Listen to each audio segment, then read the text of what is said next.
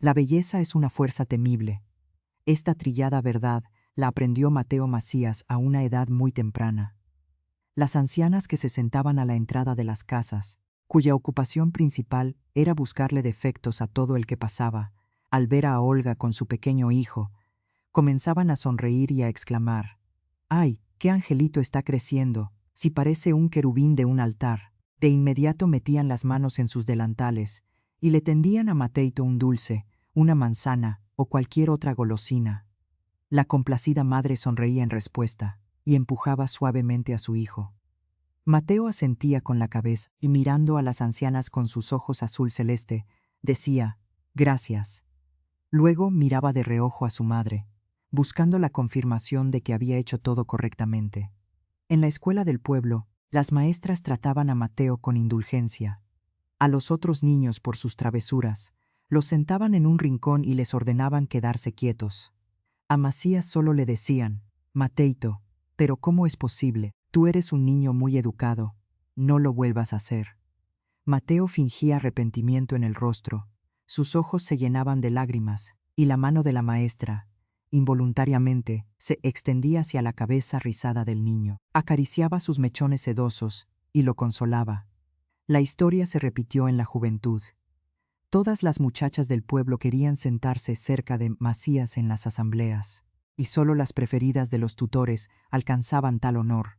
Su madre, que adoraba a su hijo, se tomaba muy en serio su crianza.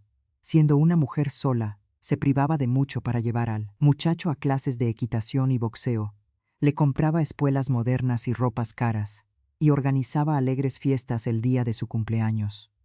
El joven terminó sus estudios con la total certeza de que el mundo había sido creado con un único propósito: hacer su vida placentera y alegre, y por eso resultó aún más temible el encuentro de Mateo con la vida real. Los resultados de sus pruebas de aptitud no fueron tan altos como esperaba, por lo que no logró ingresar a la prestigiosa Facultad de Leyes en la capital. Bueno, no es el lugar lo que hace al hombre, sino el hombre al lugar, decidió, y se inscribió en la Escuela de Instructores de Acondicionamiento Físico. Por supuesto, Mateo no planeaba trabajar como maestro rural, pero el puesto de instructor en una hacienda de entrenamiento de prestigio era muy tentador. Una imagen de éxito se había formado en la cabeza de Macías bajo la influencia de varias historias y leyendas de frontera, sobre cómo se puede triunfar fácilmente en la vida, teniendo como único patrimonio una apariencia atractiva y la figura de un terrateniente gallardo. Y no se equivocó. Mateo comenzó su carrera en pequeños cobertizos de entrenamiento, con apenas una docena de aparatos rudimentarios, aprendiendo a comunicarse con los clientes, o mejor dicho, con las clientas. No consideraba vergonzoso recibir buenas gratificaciones por un enfoque individual, que consistía principalmente en sonreír amablemente a las damas de cierta edad, infundirles ánimos y fingir que admiraba sinceramente sus avances, diciéndoles que un poco más y se convertirían en diosas de la comarca. Con el tiempo, Mateo aprendió a percibir magistralmente cuando una clienta, evaluándose a sí misma y a sus capacidades de forma realista, estaba a punto de rendirse, dejar los ejercicios, salir de la cantina de entrenamiento y comprarse un enorme pastel. Entonces entraba en juego todo su encanto. Encontraba las palabras exactas para devolverle la motivación a la dama y no dejar que abandonara las sesiones. Los cumplidos de Mateo eran medidos, pero de alguna manera milagrosa siempre daban en el blanco, haciendo que las mujeres se sintieran tan atractivas que creían haber despertado el interés del joven bien parecido. A cada una le parecía que el entrenador sentía un interés personal en las sesiones precisamente con ella, aunque, en realidad, él esperaba con impaciencia que terminara la hora de entrenamiento para que llegara el turno de la siguiente clienta, quien, tal vez, valoraría sus servicios de manera más generosa. «Tienes un talento natural», le dijo un día Olegario Yáñez, el dueño de la hacienda de entrenamiento. «Ninguna de tus pupilas, ni la más escandalosa, se ha ido de tu lado». Macías se mostró cohibido. Captó una insinuación oculta en las palabras de su patrón.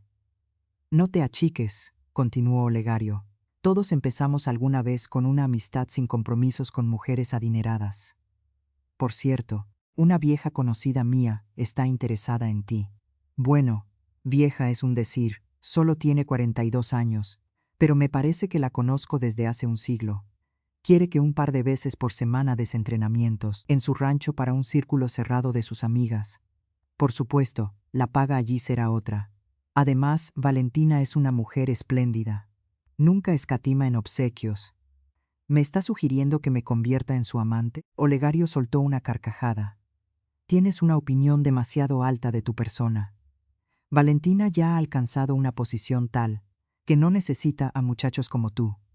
Ella tiene una especie de competencia con sus amigas para ver quién organiza mejor su tiempo de ocio, así que buena suerte. Valentina resultó ser una mujer bastante agradable, sin ínfulas de gran terrateniente. Hablaba con Mateo de manera muy respetuosa y lo trataba con una sabia indulgencia hacia su juventud.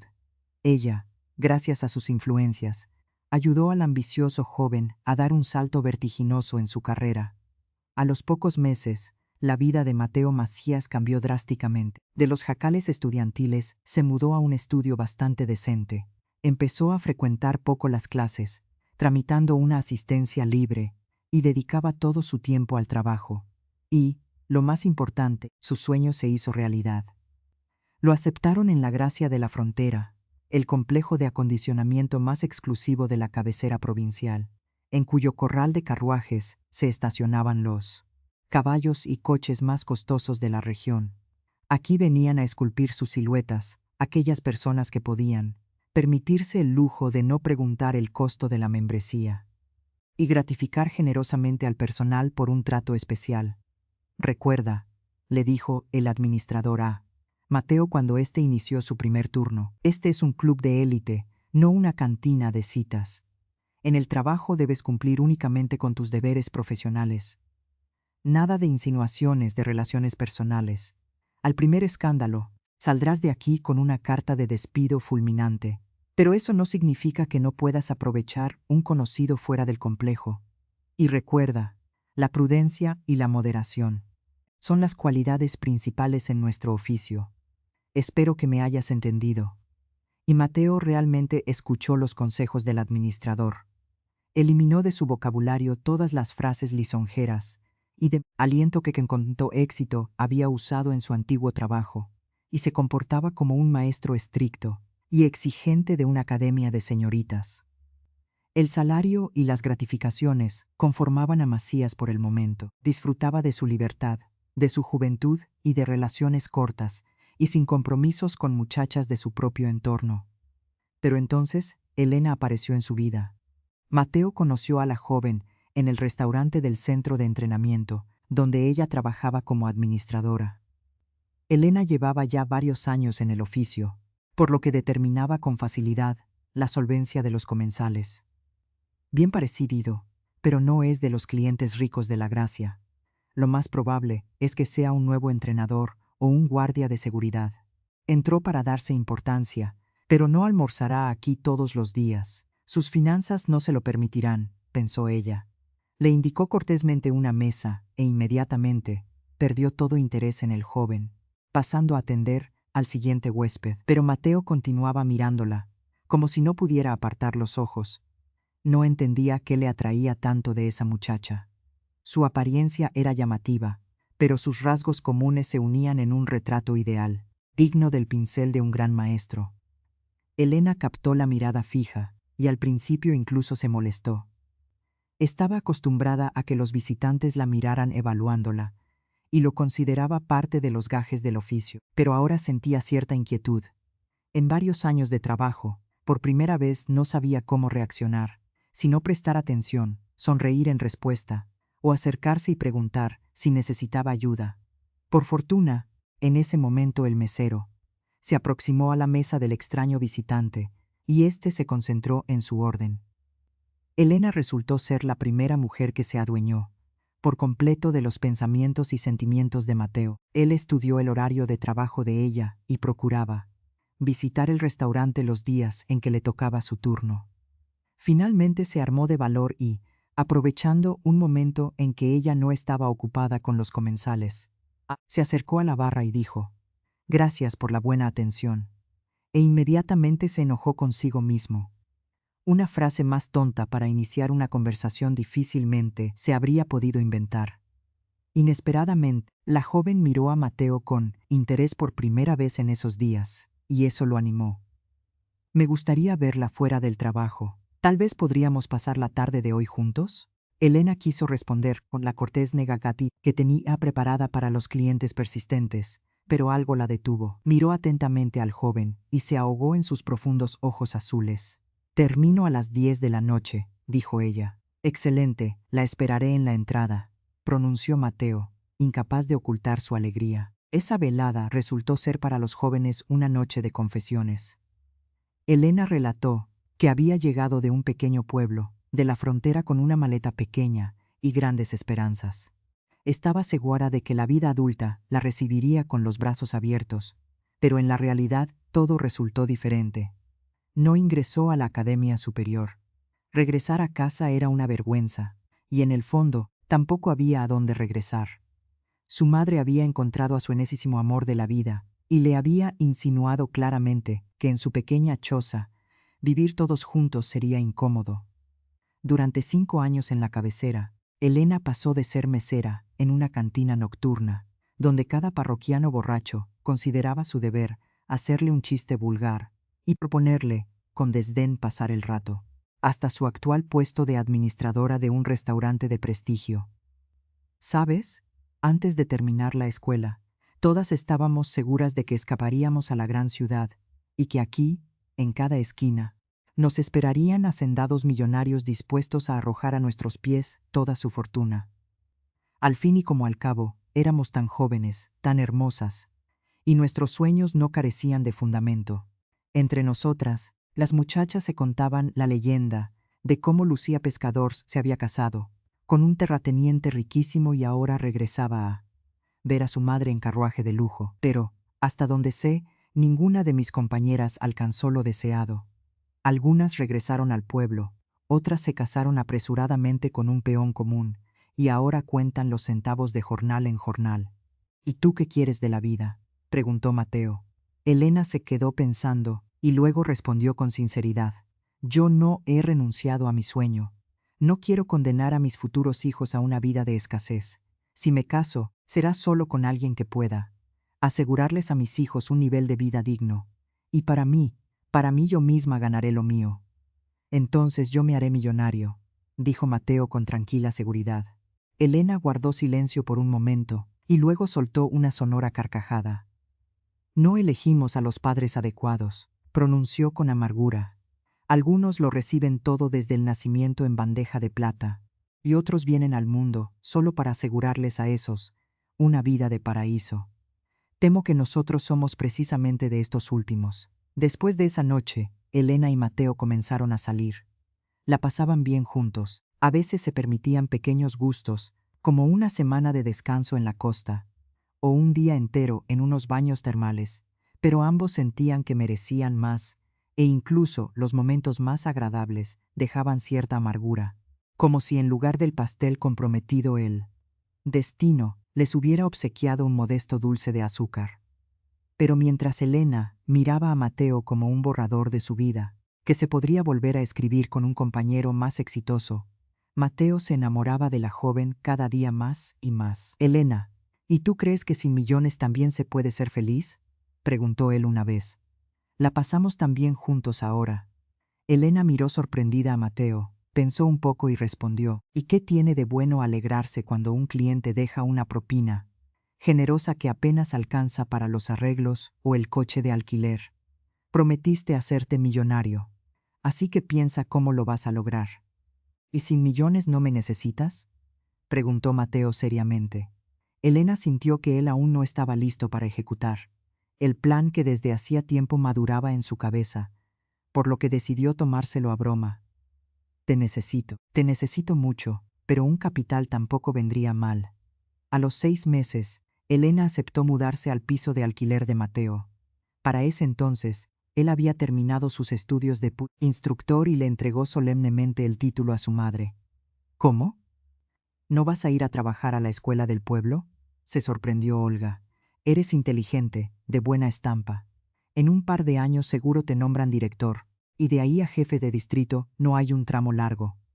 No, mamá, no iré a la escuela y ciertamente no pienso convertirme en director. Por ahora mi trabajo me satisface bastante, respondió él. ¿Y qué hay del estatus, del prestigio? No se rendía la madre. El prestigio y el estatus, mamá, son de los que no tienen que contar los centavos. Repitió Mateo las palabras de Elena y, abrazando a Olga, añadió con ternura. No te preocupes, todo me va a salir bien. Claro que sí, hijo, yo creo en ti. Te mereces todo lo mejor. ¿De dónde vendría todo lo mejor? Ella no lo sabía, pero ni por un minuto dudaba de que así sería. La primera vez, Elena se ausentó por una semana, diciendo que su madre había enfermado y necesitaba su ayuda. Mateo, aunque se entristeció, no la retuvo.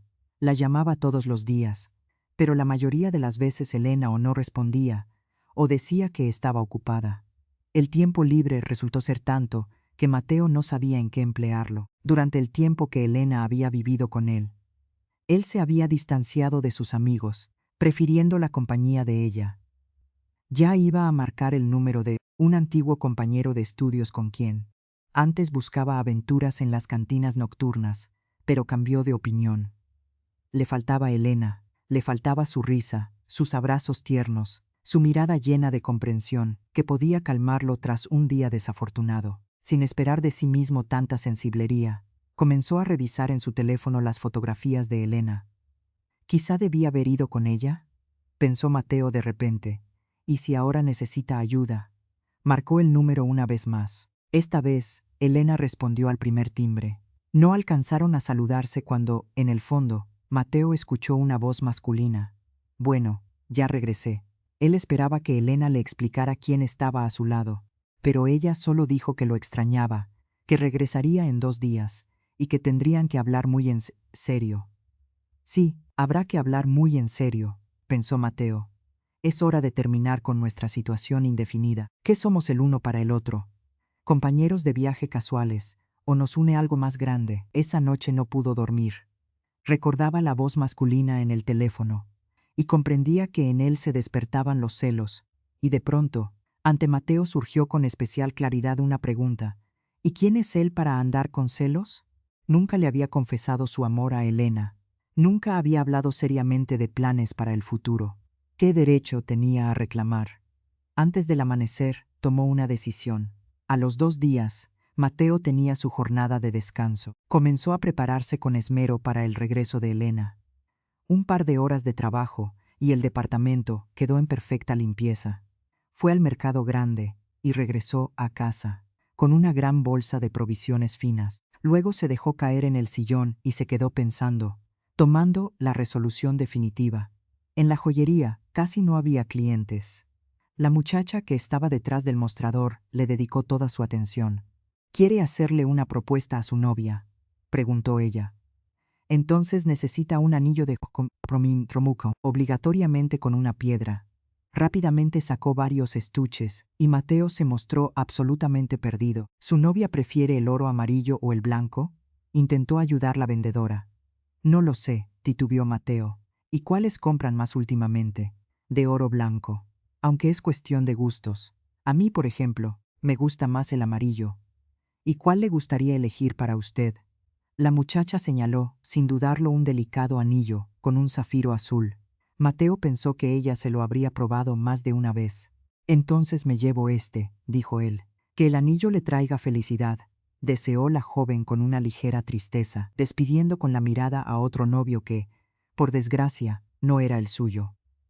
Elena se negó rotundamente a que Mateo fuera a recibirla a la estación de diligencias, por lo que él caminaba sin rumbo por la habitación, arreglando las flores en el jarrón y, por alguna razón, comprobando que el anillo no se hubiera perdido. Finalmente, escuchó el giro de la llave y esa voz tan esperada. Mateo, ya estoy en casa. Ante él estaba Elena, pero parecía otra.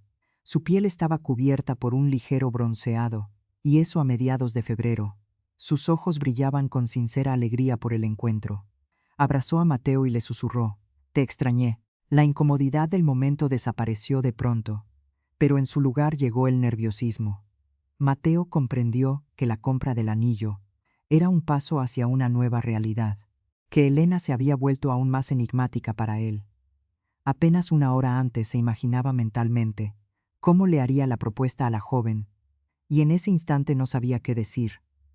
«¿Cómo está tu mamá?», preguntó inesperadamente. Elena se apartó de inmediato y respondió: «Dejemos a mi mamá para después. En general, hoy tenemos que hablar muy en serio sobre el futuro».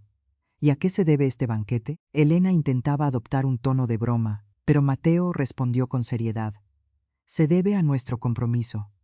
Sacó el anillo y continuó: «Elena, cuando te fuiste, comprendí lo mucho que significas para mí. Quiero que estemos juntos. Cásate conmigo». Por un momento, Elena se quedó atónita. En su rostro se podía leer el desconcierto, la alegría, la sorpresa y una inquietud no expresada. «Casarnos», repitió como un eco. «¿Andas tú creyendo que eso es así de fácil? Nos casaremos, tendremos un hogar, cuidaremos el uno del otro. Tendremos hijos», respondió Mateo con entusiasmo. Elena lo miraba como si él le hubiera propuesto emprender una travesía por el desierto más peligroso sin agua ni caballos. Y en esa mirada había dolor, alegría y esperanza. «Mañana nos espera una larga y seria conversación, pero ahora no quiero arruinar nuestro encuentro resolviendo dilemas. Vamos a regalarnos esta noche el uno al otro». El primer pensamiento de Macías al despertar fue sobre la conversación que se avecinaba. El día anterior, ante su propuesta, Elena no había respondido con una negativa, pero tampoco había dicho que sí. Él no entendía qué podía haber detrás de eso. Indecisión, el deseo de conocerse mejor, o algo más grande. Miró el rostro hermoso, incluso sin arreglos, de su amada muchacha y se dirigió a la cocina a preparar café. Pronto, el aroma del grano despertó también a Elena. «Buenos días», dijo ella. Mateo miró a la joven y sintió una ternura especial. «Prometiste darme una respuesta hoy», dijo con esperanza. «No, prometí que hoy hablaríamos en serio, y la respuesta depende de la decisión que tomemos». Mateo sintió que la plática no sería sobre el amor, ni sobre cómo celebrarían la boda, ni cuántos hijos tendrían. La seriedad de Elena lo ponía en guardia y lo asustaba. «¿Me estás proponiendo que nos casemos? ¿Es correcto?». «Sí», respondió Mateo con entusiasmo. «Tal vez antes no te hablé de amor por considerarlo demasiado blando, pero cuando te fuiste, comprendí lo mal que la paso sin ti». Elena vacilaba. Intentaba encontrar las palabras que no ahuyentaran a Mateo, pero que marcaran claramente las condiciones de su relación futura, o mejor dicho, proponerle el camino para alcanzar su sueño. «Ahora vamos a responder con franqueza a unas cuantas preguntas. Supongamos que nos alcanza el dinero para la boda, pero no estamos en un cuento de hadas donde todo es sencillo, y vivieron felices por siempre. ¿Dónde vamos a vivir? Como estudiantes en este estudio de alquiler. Podríamos pedir un crédito hipotecario», respondió Mateo con inseguridad. «Y en los próximos 10 años nos privaremos de todo para no retrasarnos con el pago mensual. Cuando finalmente nos libremos de la hipoteca del banco, tú tendrás 35 años, y yo todavía más. Los mejores años se pasarán en la rutina: trabajo, casa, trabajo. Luego, tal vez tengamos un hijo, pero ¿qué le podremos dar? Encuentra en esta vida un solo espacio de luz, donde seamos simplemente felices y no estemos resolviendo problemas financieros. Pero nos amamos». «¿O es que yo me lo inventé todo?», preguntó Mateo con angustia. Elena guardó silencio durante largo tiempo, como si no estuviera del todo segura de su respuesta. «Esa es la desdicha, que yo también te amo mucho, por primera vez en mi vida. Coño, pero el amor solo no basta para la felicidad. No quiero que nuestra balsa familiar se estrelle contra la miseria diaria. Entiéndelo, los problemas de dinero destruyen el amor mucho más rápido que las traiciones. El paraíso en una choza no existe en la vida real». Mateo estaba desesperado. Por su mente cruzó la siguiente frase que diría Elena: «La pasamos bien juntos, pero seamos amigos. Andando, y qué después». Ella se marcharía de ese departamento, de su vida. «¿Crees que no tenemos ni una sola oportunidad de estar juntos?», preguntó él. Elena volvió a callar, sopesando cada palabra. «La hay, si no miramos la vida con ojos de puritanos». Primero debemos asegurarnos una casa y un buen respaldo de dinero, y solo después formar una familia. ¿Y qué sugieres? ¿Asaltar el banco de la frontera?, preguntó Mateo con amargura e ironía. No, esos tiempos ya pasaron, pero tú y yo tenemos un capital que debemos saber invertir con astucia. Mateo miró a Elena con sorpresa. Ambos somos atractivos, y no solo atractivos, sino carismáticos. Si manejamos bien lo que la naturaleza nos dio, en unos pocos años podremos hablar de boda. Ahora te voy a decir algo de lo que dependerá si vale la pena continuar nuestra plática. Mi madre no está enferma y no fui a verla. Elena se calló, dándole tiempo a Mateo para asimilar sus palabras. Esperó un buen rato alguna pregunta, pero al no recibirla, continuó. Acompañé a un caballero muy respetable en un viaje de negocios. Su esposa falleció. Él no tiene prisa por iniciar una nueva relación, pero por etiqueta, en muchos eventos debe presentarse acompañado. La suma que recibí por esa semana, además del descanso de lujo, equivale a 3 de mis salarios de administradora. Y eso es mucho más honesto que engañarse diciendo que la pobreza noble es la mejor virtud de una muchacha. ¿A ti nunca te han hecho propuestas similares? Mateo recordó los obsequios que se hacían las damas adineradas después de un almuerzo juntos o de una fiesta a la que las acompañaba. Recordó también algunas relaciones cortas, a consecuencia de las cuales obtuvo nuevas espuelas, su primer reloj suizo de bolsillo y otros atributos de una vida desahogada.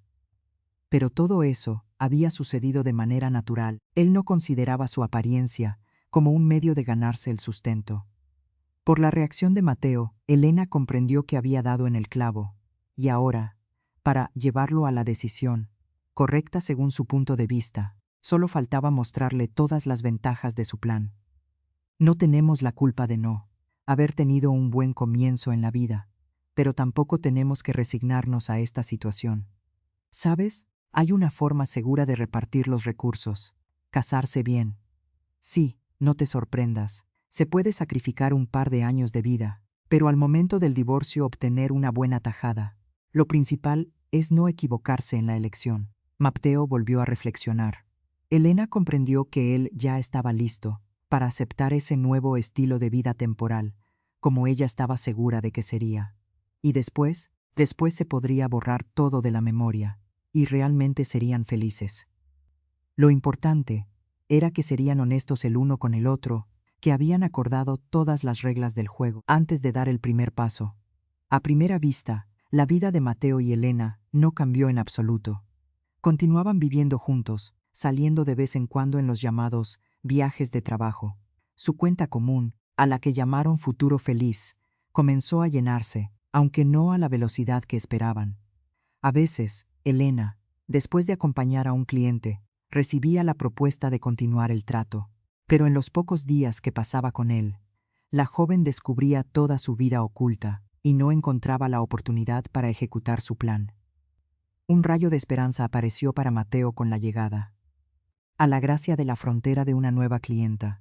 Una mañana, el recepcionista detuvo a Mateo. Don Arcadio Villegas pidió que pases a verlo en cuanto llegues. Él miró su reloj. Para la primera clienta aún faltaban 40 minutos, lo que significaba que el tiempo alcanzaba incluso para una conversación seria. Se dirigió al despacho del administrador, a quien encontró de un humor excelente. Eres un tipo con suerte, Mateo. Y todo porque no te pusiste a enredarte con nuestras damas y seguiste mis consejos.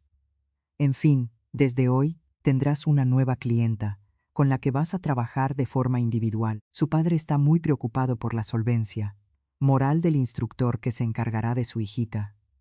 Le aseguré que eres un ángel de altar y que no te interesan los asuntos personales. Mira, no me vayas a fallar o me costará la cabeza. Por cierto, Valeria debe tener unos 25 años, pero es tan infantil como una adolescente. Hasta ahora prefiere el color rosa. Parece que para ella no existe otro. Viste exclusivamente trajes rosas. El color de su cabello va a tono. Conduce una calesa rosa, que no sé ni dónde la consiguieron. Y sus bolsos rosas, aquí se echó a reír, están llenos de juguetes de niños. En fin, ya conoces ese tipo de mujeres que, hasta la vejez, juegan el papel de niñas mimadas. Pero el asunto no es ese. Esta hijita pesa unos 90 kilos, y para la temporada de verano quiere bajar a 60. Pero eso no es realista. En 4 meses, sin dañar la salud, lo máximo son 15 kilos. Y eso con la disciplina más estricta, respondió Mateo. Bueno, eso ya te toca resolverlo a ti. No creo que le dure mucho el entusiasmo. Lo más seguro es que en un par de semanas abandone. Pero si aguantas esas 2 semanas, ni siquiera te voy a reclamar por su salida. En resumen, la clienta es complicada, y su padre aún más. A él le da igual si baja de peso o no. Pero si alguien ofende a su muchachita, el castigo será implacable. Hoy a las 3 vendrá a su primera sesión. Revisé y tienes justo un espacio libre, y luego iremos acomodando tu tiempo a sus caprichos, concluyó don Arcadio. Lo único que me faltaba, las hijitas de papá, pensó Mateo. Pero enemistarse con el administrador no le convenía. Llevó a cabo tranquilamente 2 sesiones, notando un progreso real en mujeres que ya habían cruzado la frontera de los 40, y quedó conforme con su trabajo. En efecto, su profesionalismo crecía con cada año. Ya de manera intuitiva, entendía qué programa le convenía, tal o cual clienta, y lo corregía según los avances. Esperaba a la nueva clienta, acostumbrado a que todas sus pupilas llegaran a tiempo. Mateo se sorprendió de que a las 3:15 no hubiera nadie. Seguramente ya se cansó de los ejercicios antes de empezar. Pensó sin ningún remordimiento. Pero en ese momento, acompañado por don Arcadio, entró algo inimaginable. Los otros instructores, al ver a la nueva y saludar, se dieron la vuelta profesionalmente. Las damas de más edad apenas contenían las sonrisas, y las jóvenes no ocultaban sus gestos. Don Arcadio no se había apartado ni un ápice de la verdad de describir a Valeria. Con una estatura de cerca de 1,60 m, pesaba no menos de 90 kilos. Pero el asunto no era ese. El exceso de peso no es un defecto, especialmente si es causado por problemas de salud y no por la propia holgazanería y falta de disciplina. Sus piernas estaban embutidas en unos pantalones ajustados de un rosa encendido. Una blusa corta dejaba ver un vientre prominente. Completaban el cuadro 2 coletas adornadas con cintas de pompones. Valeria sonreía alegremente, como si obsequiara a los presentes con su sola presencia.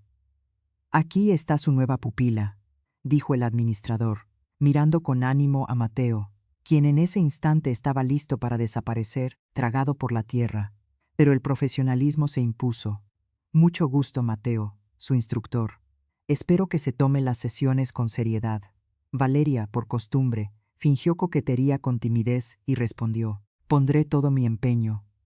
La familia Palacios, en la que Valeria tuvo la dicha de nacer, era conocida en la comarca desde hacía tiempo. Ahora don Sergio Palacios era el dueño de la red de carretas de alquiler, del servicio de transporte y del lote de carruajes. Pero en los violentos años 90 de la frontera, había sido uno de esos caballeros, de fortuna que en aguas turbulentas lograron atrapar al pez gordo y pedir el deseo correcto. Hoy en día pocos recuerdan que el apodo de El Chamuscado infundía terror a los pequeños comerciantes que no querían compartir sus ganancias con nadie. Pero, siendo un hombre previsor que comprendía que la ley del revólver no podía durar para siempre, Sergio, tras reunir un capital, registró su primer taller mecánico de carruajes, comenzó a pagar sus impuestos puntualmente y a expandirse. Formó una familia cuando ya estaba firmemente establecido y no tenía que preocuparse por el pan de cada día, ni por si debía ir de vacaciones a las playas del sur o a las capitales coloniales. Tomó por esposa a Natalia, una mujer silenciosa y dócil, criada por su abuela bajo las reglas más tradicionales. Tiempo atrás vivían en el mismo barrio, y Sergio le había echado el ojo a la hermosa jovencita. Un día se topó con ella en el portal y bromeó: «Hola, preciosa, ¿te casarías conmigo cuando crezcas?» «Me casaré», respondió Natalia con mucha seriedad, «si mi abuela lo ordena». Sergio se sorprendió mucho entonces, y esa conversación dejó huella en su memoria. Realmente se acordó de Natalia cuando pensó seriamente en casarse y buscaba no a una mujer de negocios, ni a una modelo de aparador, sino a una muchacha dócil y no malcriada, para quien él fuera un benefactor y a quien ella mirara con respeto y admiración. ¿Por qué no? pensó un día. A lo mejor mis palabras resultan proféticas. Ese mismo día se dirigió a su antiguo barrio y, maldiciéndose por la idea tan absurda, pasó largo tiempo sentado en su carruaje, esperando la aparición de la vecina. Creo que se llama Natalia, pensó Sergio. Exacto, Natalia. Por las tardes, apenas oscurecía, la vieja la llamaba por la ventana con voz chillona. ¡Natalia! ¡Para adentro! La niña nunca pedía jugar 5 minutos más, sino que obedientemente corría de inmediato al portal. Ya se disponía a marcharse cuando vio en el callejón a la joven llevando de la mano a la anciana. Es ella, seguro, pensó Sergio, y se maravilló de la belleza en que Natalia se había convertido. Sus rasgos infantiles se conservaban, solo que habían adquirido una definición y acabado especiales. A pesar de su ropa modesta y la casi total ausencia de afeites, lucía majestuosa.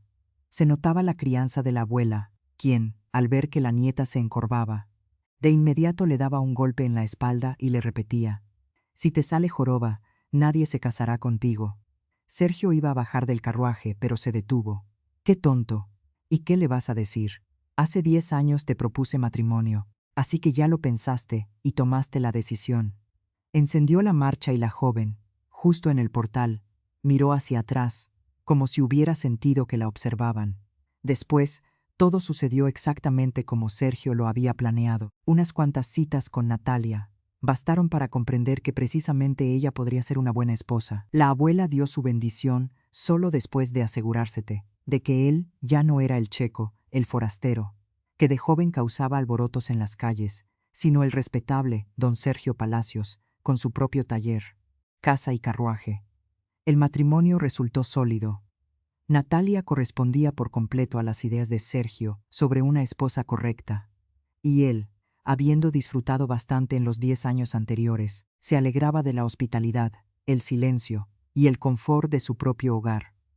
Una felicidad aún mayor trajo el nacimiento de su hija. Él ni sospechaba qué enorme sentimiento paternal dormía en su pecho, y después de que la pequeña, mirando seriamente a Sergio, pronunció por primera vez con sentido «papá», a él, como suele decirse, se le fue la cabeza por completo. El negocio de Palacios se expandía año con año, por lo que Valeria no conoció privaciones en nada. En su infancia se le compraba de todo, desde los mejores juguetes y ropas hasta las amistades. Raro es el niño que se resiste ante un regalo costoso. En la escuela, todos los maestros y directivos recibían dignos obsequios en las festividades, y a los salones se les dotaba de muebles nuevos y escritorios finos. En consecuencia, a Valeria, a quien la naturaleza no había privado de capacidades, no le costaba gran esfuerzo obtener buenas calificaciones. Los problemas de sobrepeso de la niña comenzaron desde los primeros grados de la escuela. Natalia encendió las alarmas y llevó a su hija con los médicos de la región. Pero todas las revisiones mostraron que no había ninguna anomalía en su salud. Todo se debía a la mala alimentación. En verdad, los pasteles, los panes dulces y los helados estaban en el menú diario de la niña. Natalia comenzó a limitar las golosinas, pero Sergio no apoyó a su esposa. Miraba a su hija con los ojos especiales, de un padre amoroso que agrandaba todas las virtudes, y no notaba en absoluto los defectos. A su parecer, Valeria simplemente no podía tenerlos. Valeria no tiene ningún exceso de peso. Todos los niños están un poco llenos a su edad. Ya dará el estirón, y se pondrá flaca como una vara. ¿Entonces qué? ¿La vas a obligar a comer a la fuerza?, le repetía a su esposa, acostumbrada a no contradecir a su marido, y considerando siempre acertada su opinión. Natalia se resignó, esperando que así fuera, pero Valeria no notaba su corpulencia, simplemente porque no le daban la oportunidad de mirarse objetivamente desde fuera. Siendo una niña buena, sociable y además generosa, sus compañeros de escuela la apreciaban, e incluso los muchachos en las clases de baile se ponían de pareja con ella de buena gana, sabiendo que no les reclamaría por su torpeza.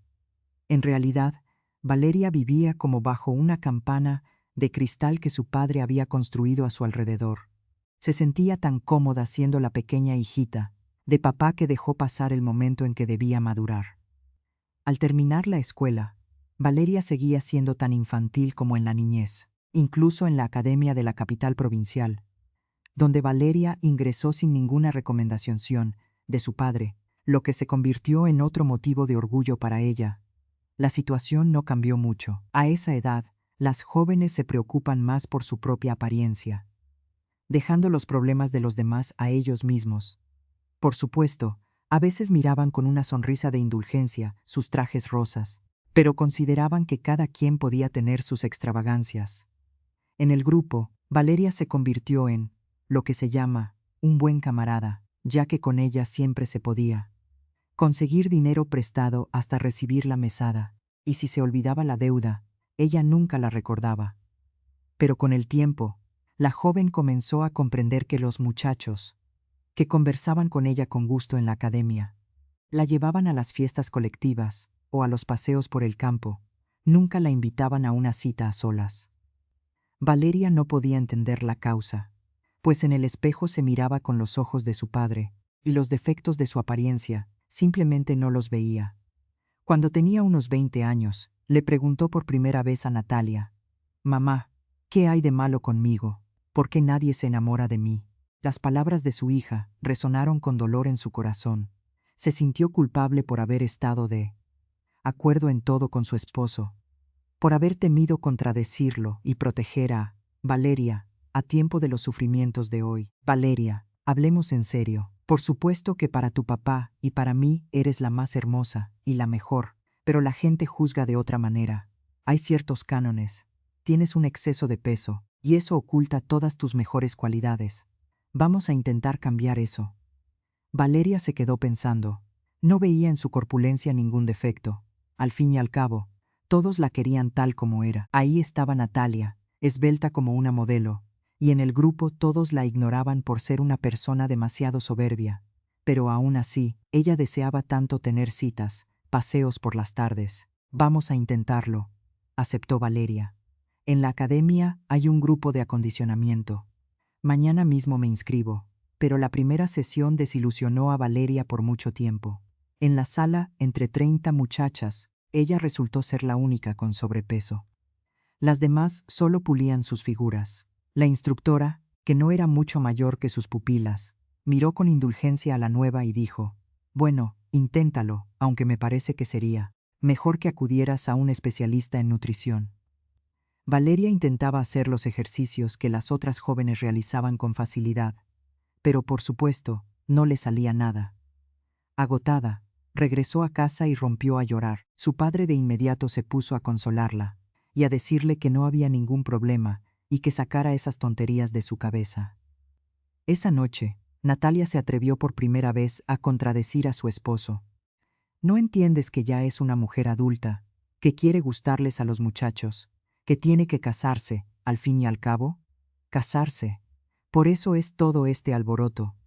Cuando los pretendientes se enteren de que Valeria tiene su propio piso de 3 habitaciones en el centro, una buena cuenta en el banco de la que puede disponer a su antojo, y que pronto heredará todo el negocio, porque yo no soy eterno, van a hacer fila, y hasta organizaremos una selección», decía él irritado.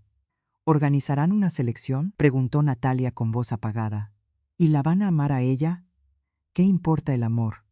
¿Acaso tú y yo la hemos pasado mal todos estos años?», gritó Sergio, e inmediatamente se contuvo al ver cómo había cambiado Natalia. Su cuerpo se tensó. Sergio nunca le había hablado de amor, pero ella creía sinceramente que él no se habría casado con ella si no hubiera sentido ese afecto. «Natalia, no quise decir eso. Te quise y te quiero ahora, solo que no sé cómo expresarlo. ¿Y para qué hablar si ya todo está claro?», intentó justificarse Sergio con otra voz, más perdida. «Sí, Sergio, ahora todo me queda claro, pero no permitiré que le compres un esposo a Valeria.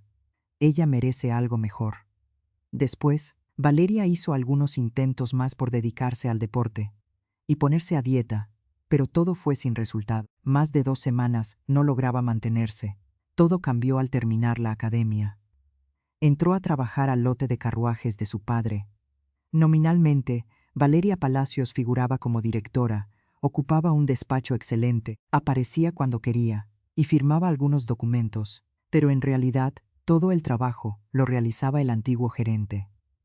Al lote asistía con un traje formal, en el que se sentía incómoda, pero inmediatamente después del trabajo regresaba a su estilo anterior. Se fijó en Eugenio, un vendedor del lote, cuando éste regresaba con un comprador potencial de una prueba de carruaje. El joven le decía algo con seguridad a la clienta, y al ver a Valeria, para confirmar sus palabras, dijo: «Y ella es nuestra directora, la señorita Valeria Palacios. Ella también prefirió precisamente este modelo, aunque de otro color». Probablemente esa afirmación fue el último argumento, y la clienta pasó al mostrador para tramitar la compra. Eugenio, planeando ya en qué gastaría las comisiones correspondientes, sonrió una vez más, y a Valeria le pareció que esa sonrisa iba dirigida solo a ella. Desde ese día perdió el sosiego. Ante sus ojos aparecía todo el tiempo la imagen de él acercándose al lote, bajando rápidamente para abrir la portezuela del asiento del pasajero. Solo que en el lugar de la compradora aparecía ella. Pero algo en esa imagen fallaba. Valeria no lograba sustituir a la muchacha esbelta y agraciada por sí misma. Y entonces en su cabeza algo hizo clic. Mamá tiene razón, realmente necesito cambiar. Si ni ella misma podía imaginarse al lado de un joven bien parecido, ¿qué se podría esperar de los hombres?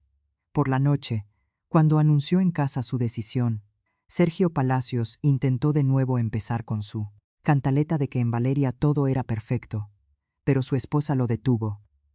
No hay que mantener a Valeria en ilusiones. Si ha decidido cambiarse a sí misma, significa que realmente lo necesita. Significa que, por mucho que desees que siga siendo la pequeña hijita de papá, ha llegado el momento de crecer. Búscale, por favor, un buen club y un instructor responsable. De preferencia que haya también un especialista en nutrición. Sergio no esperaba una respuesta tan firme de su esposa, por lo que aceptó de inmediato. Hizo un par de llamadas y dijo: «Mañana te llevaré al centro de entrenamiento. Debemos estar allí a las 3 de la tarde. Deja que Valeria vaya sola. No vas a seguir custodiándola todo el tiempo», dijo Natalia. Y para su propia sorpresa, Sergio volvió a estar de acuerdo. «Está bien, le diré al administrador que te reciba y te muestre todo». Es difícil decir quién terminó más agotado en la primera sesión. Si Mateo, que intentaba contenerse al ver cómo Valeria realizaba con dificultad los ejercicios más sencillos, o Valeria, intentando demostrarse a sí misma que estaba dispuesta a cualquier sacrificio con tal de volverse como esa muchacha del carruaje. Mostrando una sonrisa ensayada después de la sesión, Mateo pronunció: «Espero que el dolor en los músculos, después de la jornada de hoy, no la detenga. En las próximas 2 semanas no se acerque a la báscula, y ahora la espera la experta en nutrición. El recepcionista la acompañará a su despacho». Para sorpresa de Mateo, Valeria llegó a tiempo, a la sesión 2 días después. Es verdad que todavía con el mismo traje rosa y el peinado gracioso. «Pues es usted muy valiente», dijo él, después del saludo. 9 de cada 10 muchachas ya habrían abandonado las sesiones por el confort habitual, y usted ha regresado. Valeria ni sospechaba que esa frase Mateo se la repetía también a 9 de cada 10 muchachas que acudían a sus entrenamientos, y la consideró un cumplido dirigido exclusivamente a ella. Ponía mucho empeño, y los cumplidos medidos y calibrados por los años de trabajo del instructor le daban fuerzas. En los descansos entre los ejercicios, Mateo le hacía preguntas a Valeria sobre su vida, bajo el pretexto de determinar qué régimen de actividad física tenía fuera de la sala. Así se enteró de su lugar de trabajo, de que la mayor parte del tiempo prefería vivir con sus padres, aunque tenía su propio departamento, y de que había tenido la oportunidad de visitar muchos lugares de descanso en el extranjero con los que Mateo solo soñaba, y también comprendió que la joven se había dedicado al deporte no por salud, sino para casarse. Una candidata ideal para nuestro plan, pensó un día, especialmente si lograba retenerla en las sesiones al menos un mes más. Por la noche, cuando Mateo y Elena discutían el día transcurrido durante la cena, él dijo: «¿Sabes? Me parece que ha aparecido una clienta adecuada, que encaja perfectamente en nuestro plan». Le habló de Valeria, de su deseo de atraer las miradas de los hombres, de su padre y de sus capitales. «Tal vez», respondió Elena. Habrá que intentar. Procura mostrarle tu interés, sin palabras ni compromisos. Por ese lado no te preocupes. La mayoría de mis clientas, incluso las más sensatas, están seguras de que estoy secretamente enamorado de ellas, pero que no muestro signos abiertos de atención debido a mi modestia y decencia, con tal de que no abandone las sesiones antes de tiempo. Pero Mateo se preocupaba en vano. Valeria, inesperadamente, comenzó a encontrarle el gusto a los entrenamientos, y después de que a las 2 semanas la báscula mostró casi 3 kilos menos, casi vio una aureola de santo sobre la cabeza del instructor. Valeria, no se ilusione demasiado. En las primeras semanas el proceso va muy rápido, porque el cuerpo pierde el exceso de agua. Lo más difícil está por venir, le advirtió él. ¿Pero usted me va a ayudar?, preguntó ella con tanta sinceridad y esperanza que a Mateo incluso le dio lástima a esa niña ingenua que aún vivía en su cuerpo y en su mente. Por supuesto, es mi trabajo, respondió él, y añadió pensativo. Aunque, en su caso, esto ya no es simplemente un trabajo. Mateo actuaba sin prisa, esperaba a que la propia Valeria tomara la iniciativa. Un día le pidió a Valeria cambiar la sesión a una hora más tardía, aludiendo a unos asuntos urgentes. Ella aceptó sin problemas. La sala ya estaba medio vacía. Pasaban tranquilamente de un aparato a otro.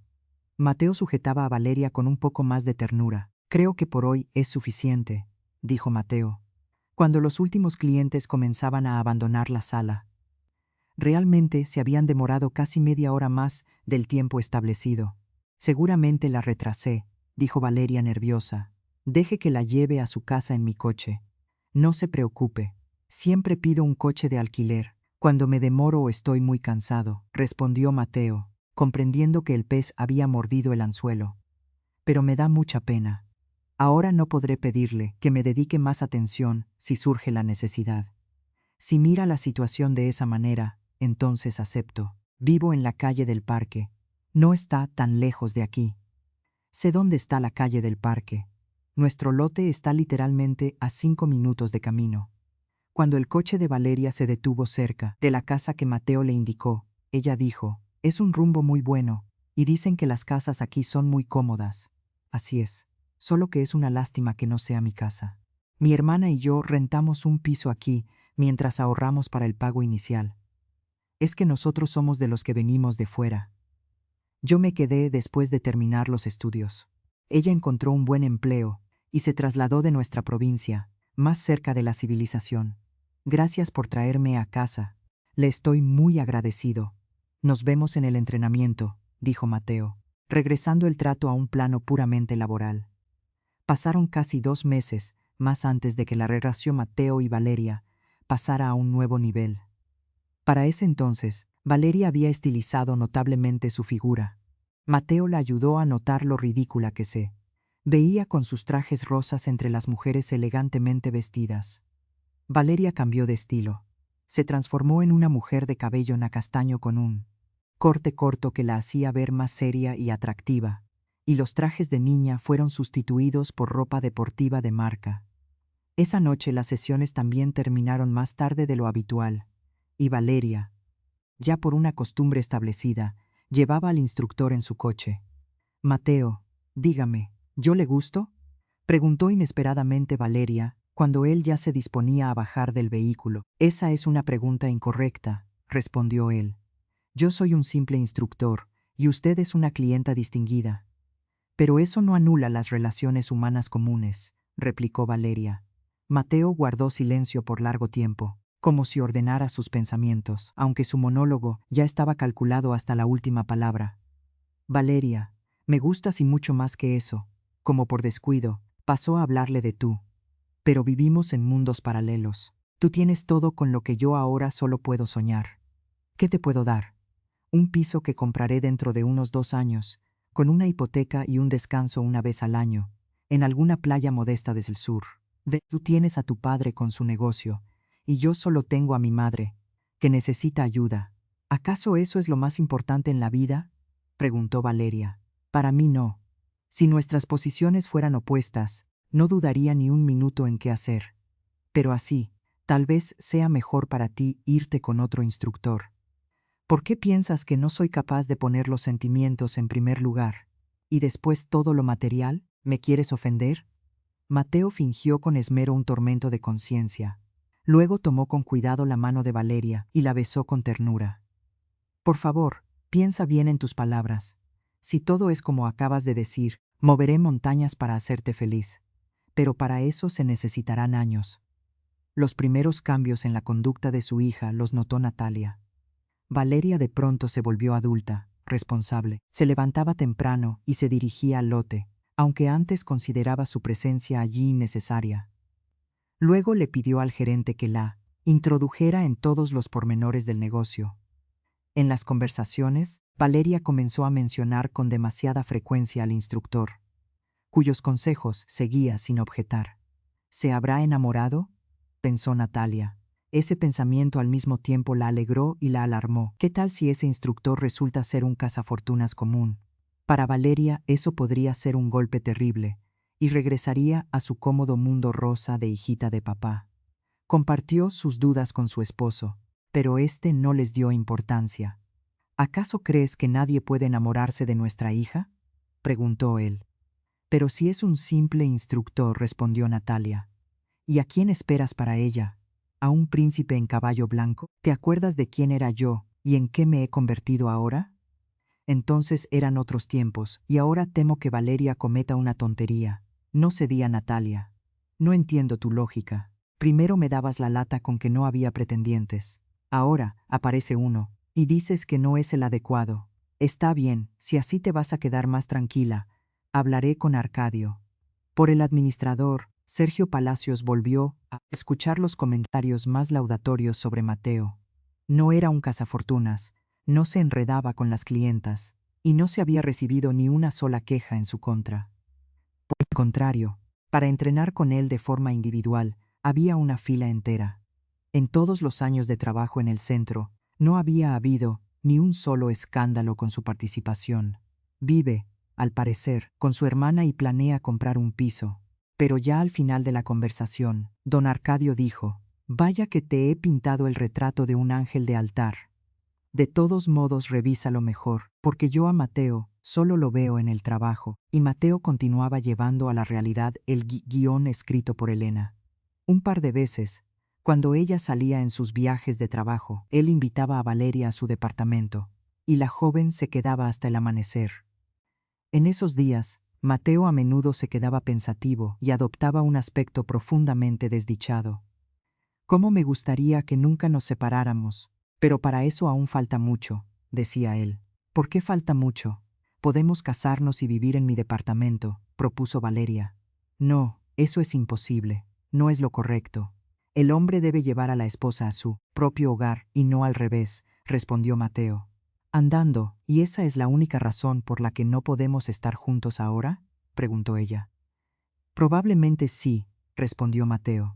«¿Y si hoy tuvieras tu propio departamento? Mañana mismo iría con tus padres a pedir tu mano», respondió Mateo, temiendo ahuyentar la suerte. «Bueno, ya pensaré cómo resolver ese problema», respondió Valeria, sintiendo que pronto Mateo ganaría una gran fortuna. Él, habiendo consultado con Elena, decidió que era hora de invertir un poco de dinero en esta aventura. Justo se aproximaba el tiempo de sus vacaciones reglamentarias. «¿Puedes dejar de ir al trabajo una semana entera?», preguntó él un día después del entrenamiento. «Puedo», respondió Valeria sorprendida. «Por ahora el lote se las arregla con facilidad sin mi presencia, aunque intento convertirme en una directora de verdad». «¿Pero qué pasó?». «Es una sorpresa. Te lo diré cuando todo esté listo». A los pocos días, cuando Valeria volvió a pasar la noche con Mateo, él le mostró los boletos para un viaje a los valles de descanso del sur y la reservación en la suite de un gran hotel de la costa. «Por supuesto, no es el nivel al que estás acostumbrada, pero es todo lo que puedo ofrecer por ahora». Todas las dudas de Valeria se desvanecieron. Este hombre daba lo último que tenía para hacerla feliz. ¿Acaso ella se iba a aferrar a su departamento? Al fin y al cabo, pasaría a Mateo solo de forma jurídica, y vivirían allí juntos, y con el tiempo, su padre lo ayudaría a abrir su propio centro de entrenamiento, y todo marcharía bien entre ellos. Yo también tengo una sorpresa para ti. Solo que te enterarás de ella cuando regresemos del descanso. Todavía necesito preparar una cosa. Mateo adivinaba qué sorpresa lo esperaba. No por nada había colocado sus redes con tanto cálculo y atractivo. El descanso en la costa resultó maravilloso. Él se mostró atento y generoso. El templado clima de mayo invitaba a largas caminatas por el paseo marítimo. Un día se dirigieron a los miradores de la Sierra Alta. Y aunque la temporada ya había cerrado, en las cumbres aún quedaba nieve. Mateo se sorprendió con el traicionero pensamiento de que, tal vez, sería mejor ceder a la tentación, casarse con Valeria y obtenerlo todo de golpe: el departamento, el coche y el futuro. Y la figura se la iría moldeando, esculpiéndola como un artista. Pero de inmediato en sus pensamientos surgía la imagen de Elena, y comprendía que no podía vivir sin ella. Ella era lo que amaba, su destino y su vida. Unos 3 días después del regreso, Valeria preguntó: ¿Tienes sesiones por la mañana el lunes? No, el lunes casi todo está libre. Todos descansan después del fin de semana, dijo él, y se rió de su propio comentario. Entonces iremos al notario. He decidido hacer una escritura de donación a tu nombre. Ahora que tengas tu propio departamento legítimo, no te quedará ni una sola excusa para no hacerme la propuesta. No, no puedo aceptar un regalo semejante, pronunció Mateo con afectado énfasis, maravillado de lo fácil que había resultado todo.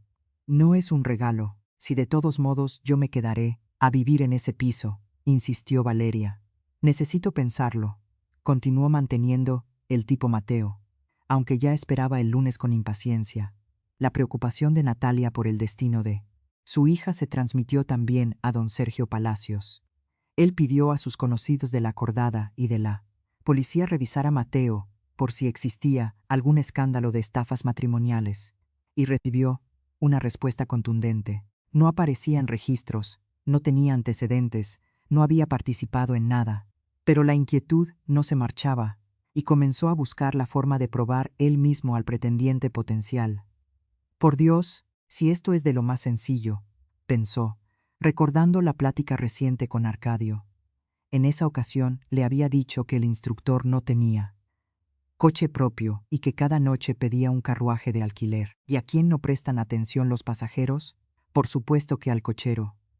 ¿A quién están dispuestos a desahogar su alma? Claro, al conductor del coche. La dirección de Mateo la sabía Sergio, así como la hora aproximada en que el instructor regresaba a casa. Ordenó a los despachadores que todos los servicios, desde el centro de entrenamiento hacia la calle del parque por las noches, se los asignaran a él. Él mismo llevaría a los clientes. Los despachadores se rieron de las extravagancias del patrón, al igual que su esposa, pero cumplían las instrucciones al pie de la letra. Los primeros días, Sergio no supo nada nuevo de Macías. Al principio solo lo observaba. Un día, el pasajero pidió detenerse en una fonda, de donde salió con unos paquetes en las manos. Al parecer, ordenaba comida para llevar. Otra noche entabló conversación con Mateo, pero este no comunicó nada nuevo. Luego vino ese viaje al sur, del cual Valeria regresó tan dichosa. Ya está bien, es hora de terminar. Mañana mismo le digo que traiga a su instructor para conocerlo. ¿Cuánto tiempo vamos a jugar a las escondidas? Hoy lo llevo por última vez y se acabó. El aviso llegó como de costumbre. Don Sergio se subió al carruaje de alquiler con el logotipo reconocible y el farol encendido, y se dirigió al centro de entrenamiento. «Ah, patrón, otra vez usted», lo saludó Mateo. «Pronto seré tu patrón de verdad», pensó Palacios. «Ya me imagino tu cara cuando vengas a presentarte conmigo». «Sí, esta es mi ruta. Ya de jubilado me gano unos centavos a veces por las noches, cuando no puedo dormir». Alcanzaron a comentar el último partido de balompié. Sergio notó que ambos le iban al mismo equipo de la capital. Luego se quejaron del costo del combustible, del clima, y en ese momento el teléfono de Mateo sonó. Respondió al instante, como si la hubiera estado esperando mucho. El conductor, sin hacerse notar, encendió la grabadora de bolsillo. «Hola, mi vida», pronunció Mateo con una voz suave y aterciopelada. «Te he extrañado tanto. Vivimos como soldados en campaña, tú para el oeste, yo para el otro lado. Pero no importa, tengo una excelente noticia. Sergio Palacios no escuchaba lo que le respondían a Mateo, pero comprendía que la conversación terminaría en una catástrofe para su hija, su querida y pequeña Valeria. Imagínate, esa tonta solita propuso donarme el departamento, antes de la boda, y el lunes vamos con el notario. Después me caso rápido con ella, me porto como un santo, y procuraré que el suegro me traspase el negocio. En un par de años todo habrá terminado y seremos felices. Imagínate, en un par de años nuestros sueños se cumplirán. Te equivocas, gallito. Desde mañana mismo vas a empezar a buscar por dónde escapar en esta comarca, pero en ningún lado serás bien recibido, susurró con furia Sergio Palacios mientras bajaba al pasajero. Mateo arrojó con desdén un billete grande sobre el asiento y dijo: «Quédese con el cambio. Hoy tengo un buen día. Por cierto, ¿me pareció que dijo algo?» «Le pareció», respondió Sergio Palacios y se encaminó a su hacienda. Le esperaba una conversación muy difícil, primero con su esposa y luego con su hija. «Natalia, ¿estás despierta?», preguntó en voz baja, aunque sabía perfectamente que su esposa nunca se dormía hasta que él regresaba a casa. «Tengo malas noticias. Necesitamos hablar». Sergio Palacios cerró bien la puerta para que Valeria no se enterara de la verdad antes de tiempo, y luego encendió la grabadora. Cada palabra resonaba con claridad en el silencio de la habitación. El rostro de Natalia mostró primero espanto, y luego por sus mejillas comenzaron a correr las lágrimas. «Pobre niña nuestra», repetía balanceándose como un péndulo. «Nosotros la llevamos a la desgracia. Tú con tu amor ciego y yo con mi silencio, por el temor de decirte una palabra en contra. Lo arreglaremos todo. Mañana mismo va a perder todo lo que tenía. Lo van a echar del centro de entrenamiento con un escándalo mayúsculo. Ni en el cobertizo más miserable de la frontera encontrará un lugar. Haré que no lo contraten en ninguna parte, ni para barrer las calles. Terminará sus días en el arroyo. Sé, Sergio, que te vengarás por nuestra hija, pero cualquier venganza es una miseria comparada con los tormentos que sufrirá Valeria al escuchar esta grabación». Sergio Palacios guardó silencio por un momento, y luego dijo en voz baja: «Ella es fuerte, ya no es la misma Valeria infantil de antes. Va a aguantar. Quizás esta lección incluso le sirva de provecho. Yo, en todo caso, ya la he aprendido».